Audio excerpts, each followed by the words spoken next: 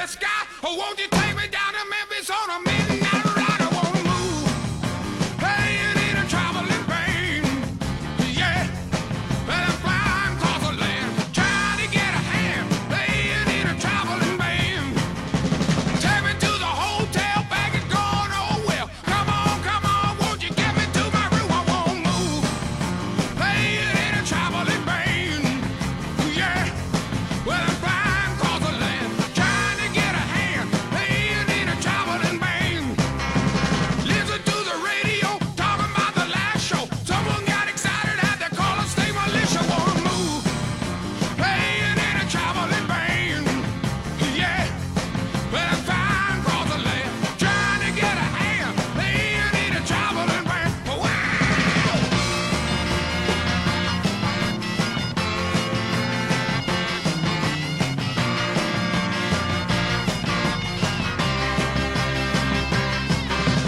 Here we come again on a Saturday night. With your fussing and your fighting, won't you get me to the right? I won't move. Hey, you need a traveling man. Yeah, well, I'm flying across the land, trying to get a hand. Hey, you need a traveling man. Wow!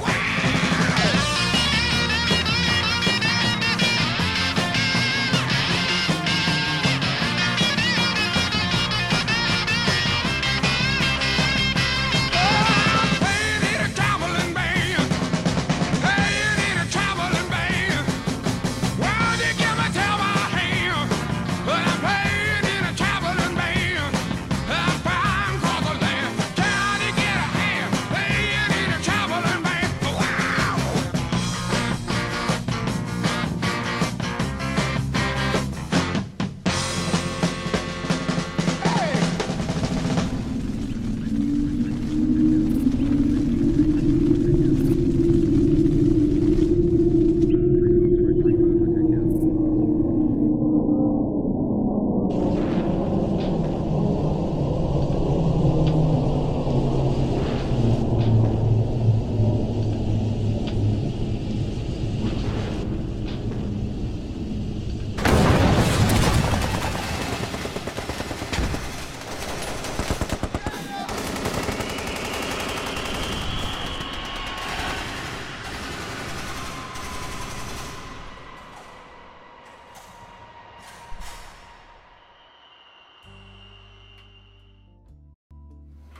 Well, it's nice to meet you. Thank you for coming. Oh, You my can have a pleasure. seat right here.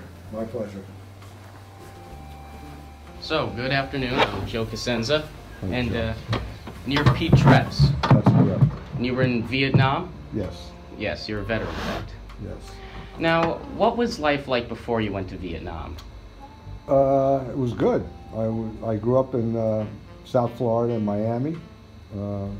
Went to high school there, and basically was into fast cars and surfing, and that's what it was in the 60s. Always did okay in high school. I did okay enough to, get into college. Basically in 64, 65, I headed up to the University of South Florida on the west coast of Florida. What made you go to Vietnam? Were you drafted? Yes, I was drafted.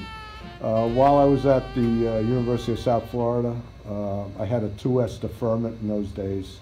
Anyone taking, I believe, up to 12 hours or more per quarter or semester or whatever, you were given a 2S deferment. In other words, you weren't called up by the draft. During my second year, I partied a lot the first 2 years, and just barely maintained a 2 point something. He likes bread and butter. He likes toasted jam. That's what baby feeds him. He's a loving man. Well, I like bread and butter. I like toast and jam. That's what baby feeds me. I'm her loving man. And was always on academic warning. But during the last semester of my second year, I had taken a political science course that was awful. It was so boring, I hated going to it. I knew I wasn't going to pass it, so I dropped it. I lost 3 credit hours, and I lost my 2S deferment, and shortly after that I was drafted. What year were you drafted? That would have to be 1966. 1966? Yeah.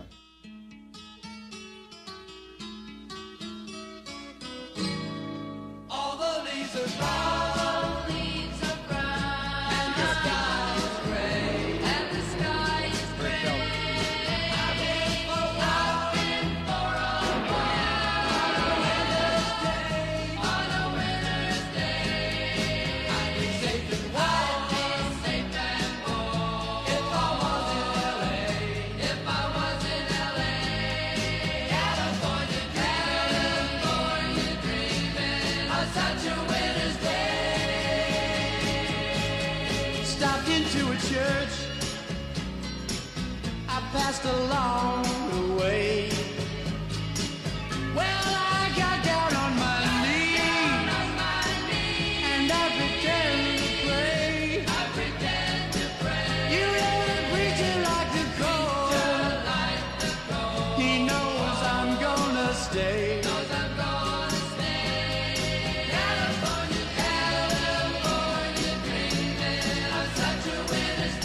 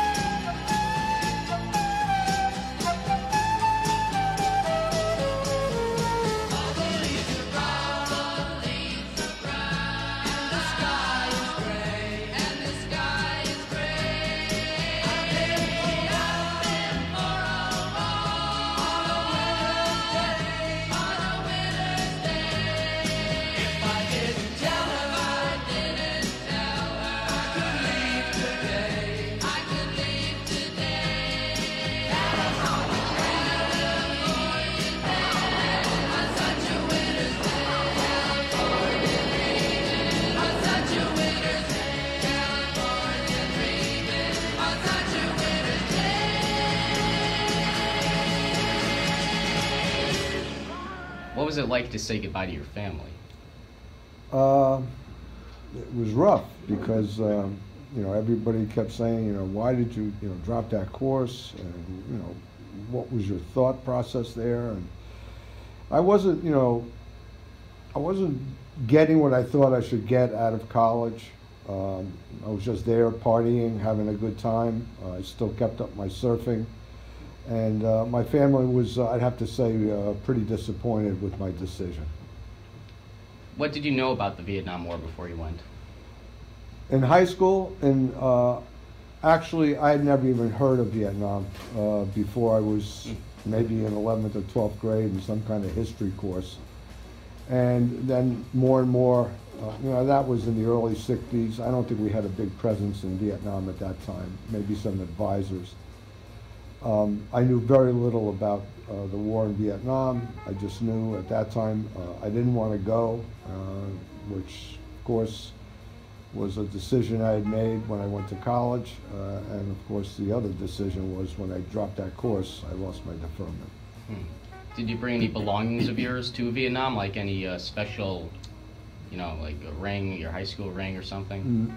No, not really. No, I think I bought a camera to take with me, and I took that over.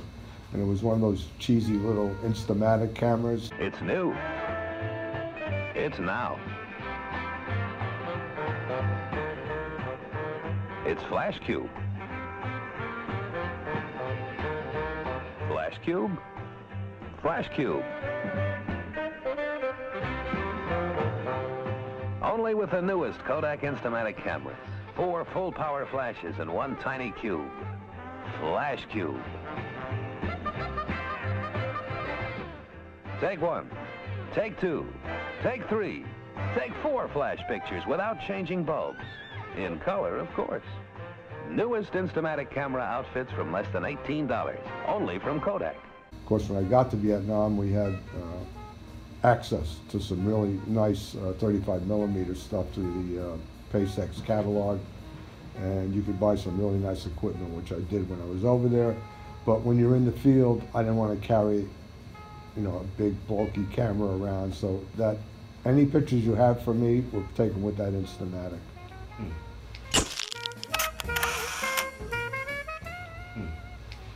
Did you consider avoiding the draft? I think I talked about that with several friends of mine that were possibly going to consider heading up to Canada, but I never really gave it any serious thought, no. Did you form any close bonds with your comrades? Oh, sure, yeah. Who were they? People, you know, when you get in the Army, you know, the first thing you're going to do is go through basic training. Okay, move out.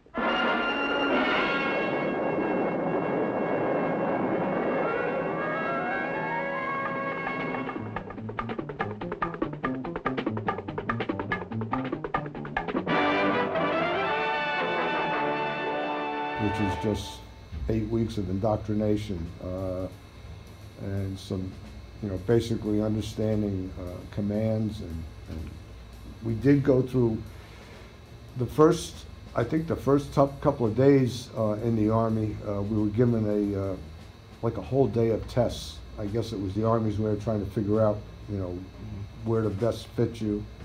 I did qualify for Warrant Officer Training School, which was learning to fly helicopters. Move it! Okay, let's go! Problem with that was, after you finished all your training, you had a 3-year commitment, which would have meant 2 tours in Vietnam. 1 tour, then come home, train, and then back for a 2nd tour. And at that time, the war was really heating up, and I decided, oh, that's not something, although I would have loved to learn how to fly.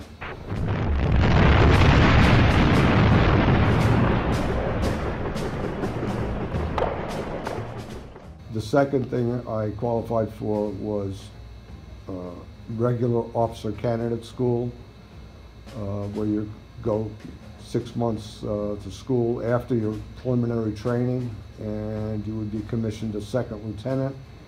The problem with that was the only 3 schools available were in the combat arms. It was either infantry, artillery, or combat engineers. I did settle for the combat engineers, so I'll go through my training with you. After basic training,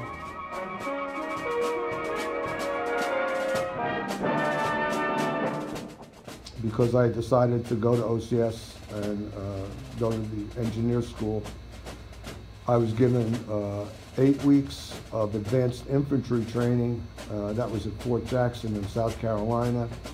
The training was good, and it was all geared towards Vietnam. We had fake villages set up. It was, sometimes you would go into these training exercises, and it was almost like you were in Vietnam. It was very realistic. After that, I went to Fort Belvoir in Alexandria, Virginia, to the Officer Candidate School there in engineering. That was a 6-month school. Basically, first 2 months, it's run very much like the military academies they are. The first 2 months, you're an undergrad, or the lowest form of life you can imagine. You will not laugh. You will not cry. You will learn by the numbers. I will teach you. Now get up. Get on your feet. Basically, they're trying to weed you out, find out your strengths, your weaknesses, and things like that. Sir, yes, sir. Private Joker, why did you join my beloved corps? Sir, to kill, sir. So you're a killer? Sir, yes, sir. Let me see your war face. Sir. You got a war face? Ah! That's a war face. Now let me see your war face. Ah! Bullshit. You didn't convince me. Let me see your real war face. Ah! You don't scare me. Work on it. Sir, yes, sir. In fact, we only graduated about 30% of our original class. Wow. Because a lot of guys got the, you know, they've been through the training that I had gone through so far. They were tired of the harassment and the, you know, the rigorous training that we took. And a lot of them committed honor code violations to get out, and they were immediately sent to Vietnam. The honor code violation is very simple. An officer candidate does not lie, steal, or cheat, nor does he tolerate any of those who do. So even if you don't commit one of those sins, if you know of somebody that did and you don't report them, you're just as guilty. So it's a tough code to live by. So like you have to, you know, this. Yeah. And a lot of these guys committed these intentional honor code violations. They would cheat on a test or something like that, just so they could get out. Wow. The second 2 months at OCS, you become a junior candidate. You're given a little bit more responsibility. They're really testing you in 3 areas: leadership skills,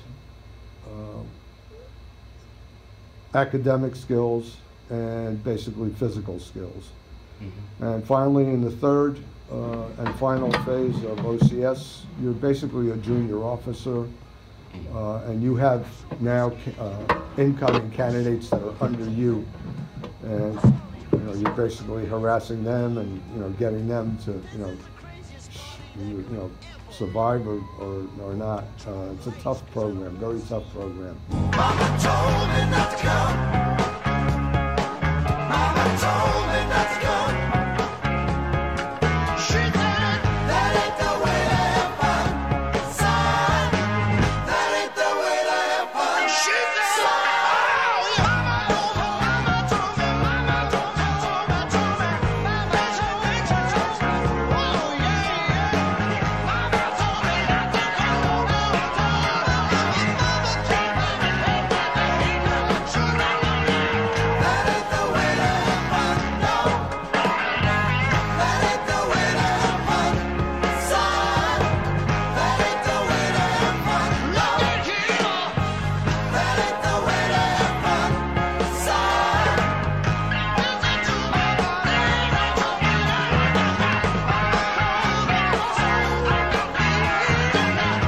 ain't the way to have fun.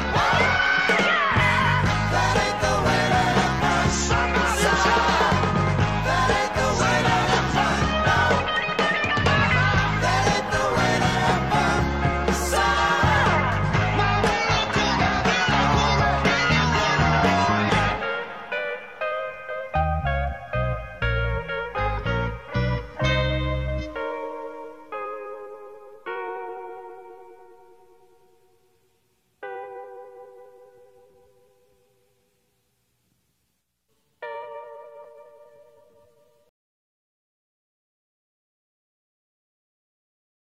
Would you say that it's related to Full Metal Jacket in the beginning sequence, if you ever saw that movie? That was basic training. That was basic training. Right, and that's basically what basic training is like. It's like harassment and stress, a lot of stress.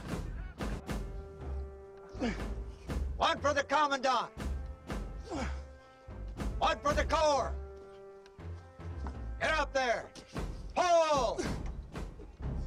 I guess the corps don't get theirs. Get up there, pile. They're teaching you basic, you know, military courtesy, simple things like marching and, you know, when to salute, when not to salute, things like that. Respect.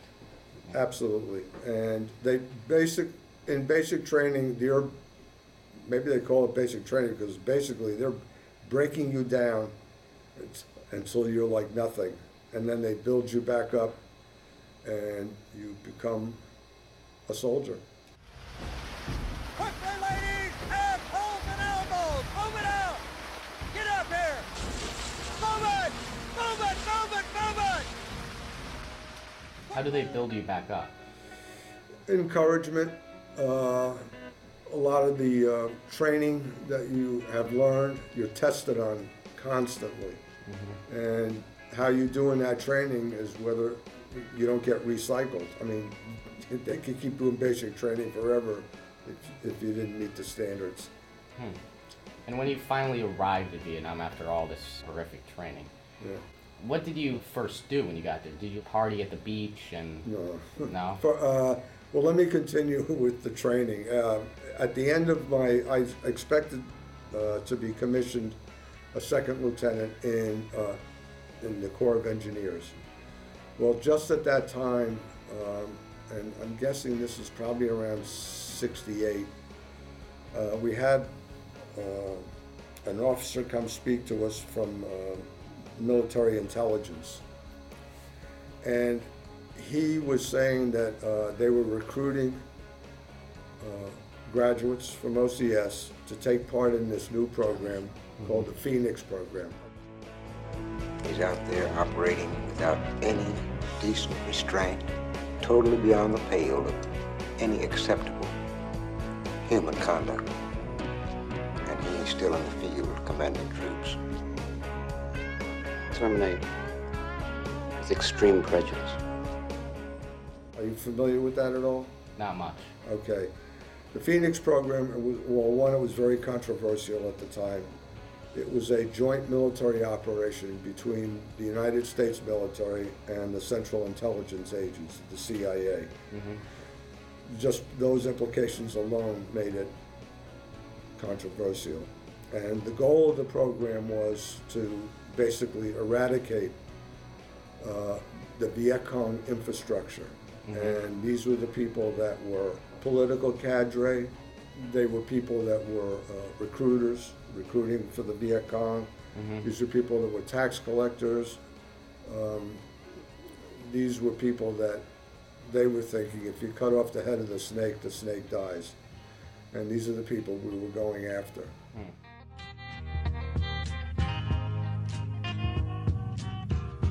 What a field day for the heat.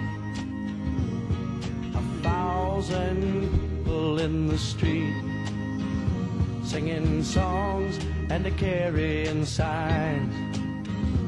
Mostly say hooray for our side. It's time we stop. Hey, what's that sound? Everybody look what's going down.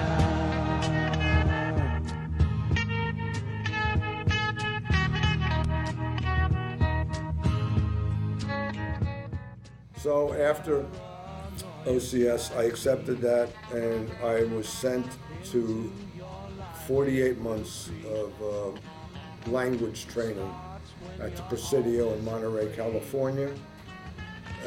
And the language I had to learn was Vietnamese. And that was 48 weeks of, it was wonderful duty. My only duty was 5 days a week to attend classes and learn to speak Vietnamese. I don't know if you're familiar with the Monterey Peninsula in California, but it's probably one of the most beautiful places where earth and water meet. Hey, what's that sound? Everybody look what's going. We better stop. Hey, what's that sound? Everybody look what's going. We better stop now. What's that sound? Everybody look what's going. We better stop. Children, what's that sound? It was a surfing dream for me because I'd never seen waves that big. Had a beautiful house right on the ocean with 2 other lieutenants. It was a lot of partying, a lot of good times, and I enjoyed that year of service a lot. And then after that, I was sent back across the United States to Fort Holabird in Maryland, where I took the 8-week basic intelligence course, military intelligence course. And then I was given leave and back across the country and then sent to Vietnam from there. So now I'm in country. And first thing in country, you're just basically hanging around. You go through training, you get to zero in your weapons, you're waiting for an assignment of where to go. And during that time, I was assigned to MACV, which was the Military Advisory Command in Vietnam. I was going to be the Phoenix advisor for Tay Ninh Province, Phuc Ninh District. I would start out at the province level, which you would say a province is if I could equate it to here, province level would be a state. And then the district level would be very small hamlets and villages. The entire Corps was heavily defoliated with Agent Orange, and probably more than any other of the Corps in Vietnam.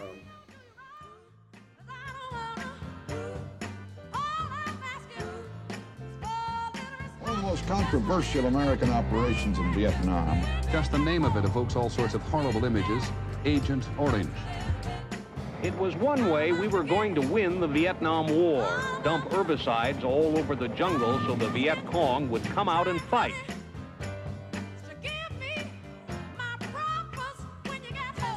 Just hours before, thousands of Vietnam veterans were supposed to be represented in court. Against 7 chemical companies, there was an out-of-court settlement. Over the next 6 years, the fund will pay out at least $250 million to veterans and their families, including children not yet born. None of this, say the defendants, means an admission of their liability for their veterans' injuries. Agent Orange was a safe product when it was used in the Vietnam War, and it's a safe product today. I don't think people appreciate how negative Vietnam was an experience and how nobody wanted to deal with it. What they're doing amounts to a pretty important form of conservation in itself, the saving of American lives.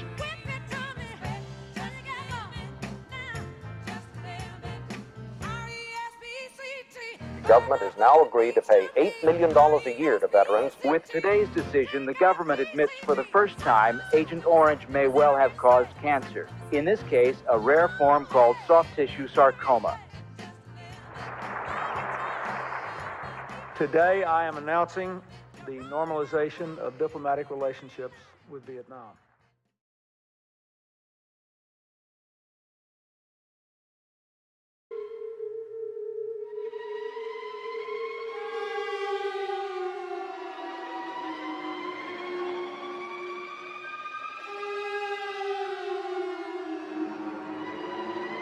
This past week, 4 American combat veterans of Vietnam returned there.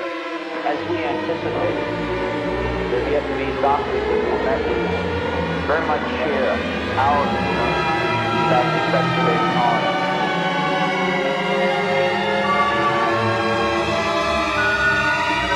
Although that war was long ago, there is lingering anger about the United States use of a controversial defoliant spread by American aircraft on the jungles there.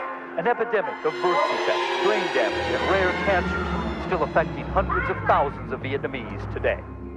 There was always an issue that would come up in our discussions with the Vietnamese that was clearly a source of continuing resentment and anger, and that was Agent Orange.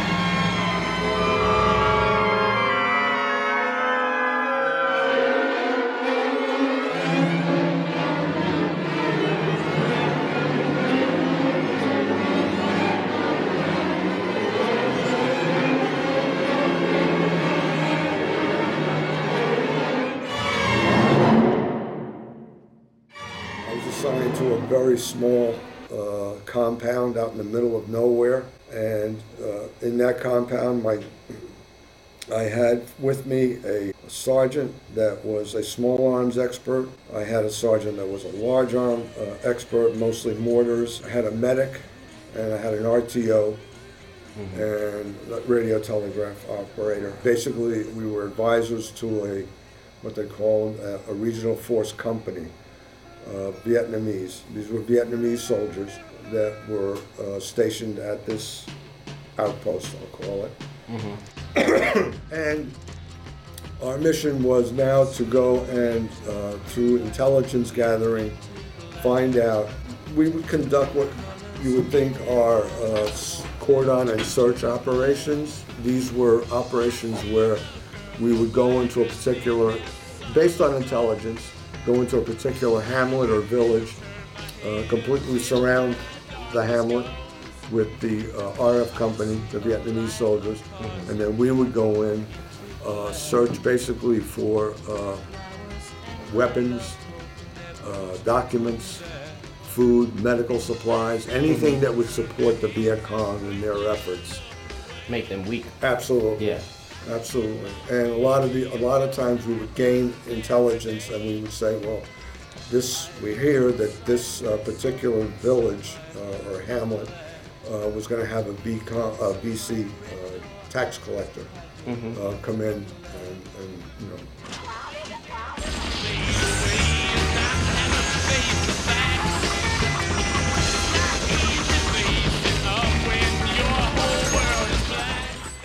Get from the people wherever we could, whether it was food, medical supplies, or whatever.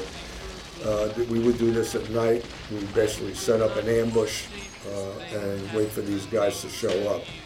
So they would use their own citizens as ways to make Sure. their army stronger. Absolutely. Well, I mean, that's where they were recruiting. You know, any young man, 18 years or older, the recruiters would come in, and you know, these recruiters were good. They paint a real pretty picture. I mean, you got to understand that the people and the young men in these villages were basically rice farmers. They weren't trained. They weren't, you know, Viet Cong sympathizers or supporters. But these recruiters would come in, and they were good. They were very good. They were trained political cadre by the National Liberation Front. And they would recruit these people, train them, and teach them to be, you know, Viet Cong soldiers and fighters. A lot of times when we would come into these villages, we would set up these, if we heard a recruiter was coming in, my goal was to capture the guy and use him, you know, through interrogation to gain more information. And here comes old Charlie bouncing down the trail, coming in, and he's got his, I'll call them bodyguards with him, other Viet Cong soldiers, and things would get foobar real fast because it would end up in a firefight. Wow. They didn't want to, you know, hear about being captured. And a lot of times we took casualties, and they took casualties during those firefights. Were you told to take cover and... It's not like you see on the movies and TV. It's not one shot, one kill. I mean, during a firefight, it's just total pandemonium.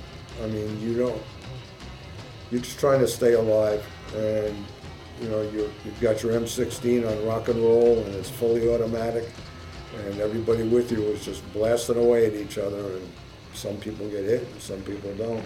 But like, you know, everyone's in grass, you know, you can't see anything. It's like the stress of that. A lot, and again, it's at night too. And at night, yeah. Yeah. So, but bullets. Bullets are bullets. Yeah, they go and they hit people. They hit them bad. So.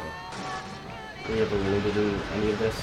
Yeah, I was just small, you know, scratches at that. A piece of shrapnel in my gut that was I could basically pull out. I have a scar there now, but nothing that ever required me to be medevaced. Just, you know, put a Band-Aid on it and good to go. Were you given any of these search and destroy missions? You know, you come home for a day, gone for like 2 months. No. None of that? I wasn't like that at all. That was our grunts, the American grunts, the 11 Bravos. They absolutely had it the worst in Vietnam. These guys would go out sometimes 2-3 weeks at a time, never get a hot meal, eating sea rations the whole time, setting up a night perimeter every single night. Just, you know, I'm glad I didn't get involved in it. I had too many friends that went that route, and a lot of them didn't come home. So. Oh man. Did you ever feel that with all of this stress and you don't know where your enemy is, at literally every time? Yeah. And to the point where now booby traps were all over the ground. Yeah. Basically, I told you about the five team members I had under me. Yeah. Okay. You know, you have to understand, I was still a kid. I was a 22-year-old, you know, first lieutenant in Vietnam. I mean, the year before, the biggest decision I had to make was which wave to catch. And now I'm responsible for the lives of these 5 guys. And I call some were boys. They were 19, 20 years old. And I had, you know, some men that were like, you know, staff sergeants that had families and children. It's a responsibility that you can't believe. I mean, I'm 22 years old. I was no more than a kid myself. Wow. And I had to get these people home safe.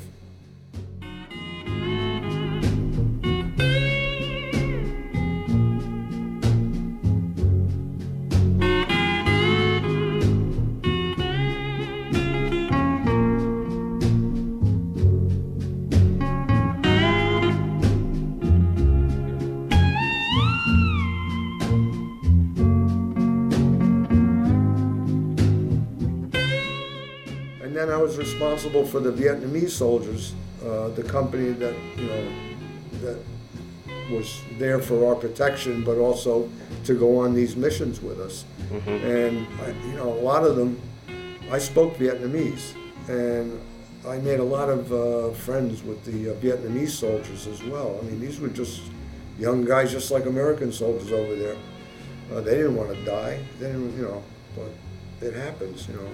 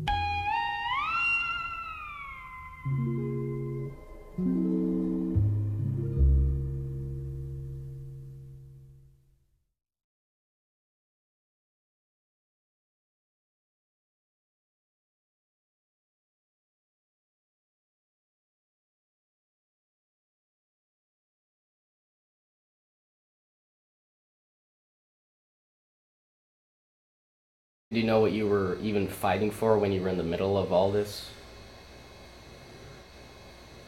In the beginning, I did. You know, I was really pretty gung-ho in the fact that I thought, you know, the domino theory was, you know, going to happen and all these countries are going to fall and become communist. In 1970, though, when Nixon sent us into Cambodia to pretty much interdict the Ho Chi Minh Trail, I did a pretty much of a 180 turnaround. Wow. I knew two things after Cambodia. One, we had a red line as far as we could go into Cambodia. We really had the NVA and the Viet Cong on the run. We captured tons of medical supplies, weapons, and, you know, even large artillery pieces, all kinds of stuff. I mean, tons of this stuff. Medical supplies, ammunition, food, I mean, literally mountains of bagged rice and stuff. And we chased these guys right up to the red line, and we had to stop. So it was just like you were just stealing their stuff, but you couldn't, like, stop the army. They could just regather everything. They just kept going west until they got to our red line that we couldn't cross. That's what I knew, that I knew two things after Cambodia. One, the American army or the American military was never going to prevail in Vietnam because the war was being run by basically politicians and bureaucrats, and not letting the military generals and, you know, the officers decide what needed to be done. Ladies and gentlemen of the press, questions.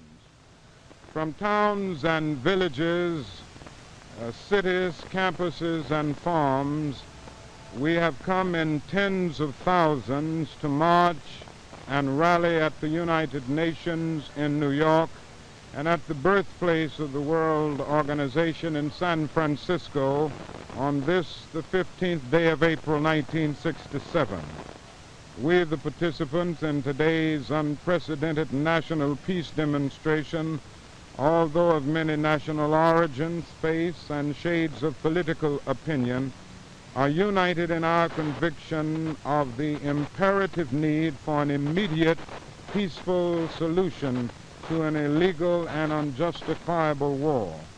We are determined that the killing be stopped and that a nuclear holocaust be avoided.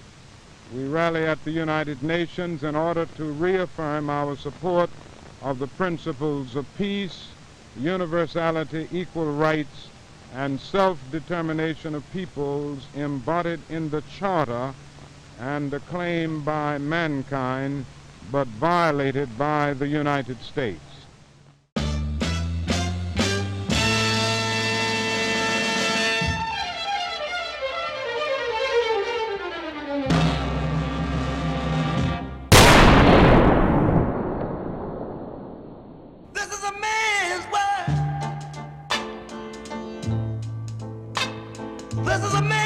Good evening, my fellow Americans. Tonight I want to talk to you on a subject of deep concern to all Americans and to many people in all parts of the world, the war in Vietnam. I believe that one of the reasons for the deep division about Vietnam is that many Americans have lost confidence in what their government has told them about our policy. Man made the cars to take us over the road. The American people cannot and should not be asked to support a policy which involves the overriding issues of war and peace unless they know the truth about that policy. Tonight, therefore, I would like to answer some of the questions that I know are on the minds of many of you listening to me. How and why did America get involved in Vietnam in the first place? How has this administration changed the policy of the previous administration? What has really happened in the negotiations in Paris and on the battlefront in Vietnam? What choices do we have if we are to end the war? What are the prospects for peace? Now let me begin by describing the situation I found when I was inaugurated on January 20. Man thinks about a little bit of baby girls and a baby boys. Man make them happy, 'cause man make them toys. And after man make everything he can, you know that man makes money to buy from other men. This is a man's world, but it would be nothing, not one little thing without a woman or a girl.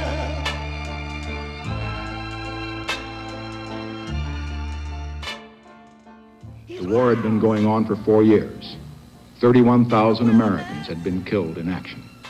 The training program for the South Vietnamese was beyond schedule. And bitterness. 540,000 Americans were in Vietnam with no plans to reduce the number. No progress had been made at the negotiations in Paris, and the United States had not put forth a comprehensive peace proposal. The war was causing deep division at home and criticism from many of our friends as well as our enemies abroad. In view of these circumstances, there were some who urged that I end the war at once by ordering the immediate withdrawal of all American forces. From a political standpoint, this would have been a popular and easy course to follow. After all, we became involved in the war while my predecessor was in office. I could blame the defeat, which would be the result of my action, on him and come out as the peacemaker. Some put it to me quite bluntly. This was the only way to avoid allowing Johnson's war to become Nixon's war. I had a greater obligation than to think only of the years of my administration and of the next election. I had to think of the effect of my decision on the next generation and on the future of peace and freedom in America and in the world. Let us all understand that the question before us is not whether some Americans are for peace and some Americans are against peace. The question at issue is not whether Johnson's war becomes Nixon's war. The great question is, how can we win America's peace? Well, let us turn now to the fundamental issue. Why and how did the United States become involved in Vietnam in the first place? 15 years ago, North Vietnam, with the logistical support of Communist China and the Soviet Union, launched a campaign to impose a communist government on South Vietnam by instigating and supporting a revolution. In response to the request of the government of South Vietnam, President Eisenhower sent economic aid and military equipment to assist the people of South Vietnam in their efforts to prevent a communist takeover. 7 years ago, President Kennedy sent 16,000 military personnel to Vietnam as combat advisors. 4 years ago, President Johnson sent American combat forces to South Vietnam. Now, many believe that President Johnson's decision to send American combat forces to South Vietnam was wrong. And many others, I among them, have been strongly critical of the way the war has been conducted. But the question facing us today is, now that we are in the war, what is the best way to end it?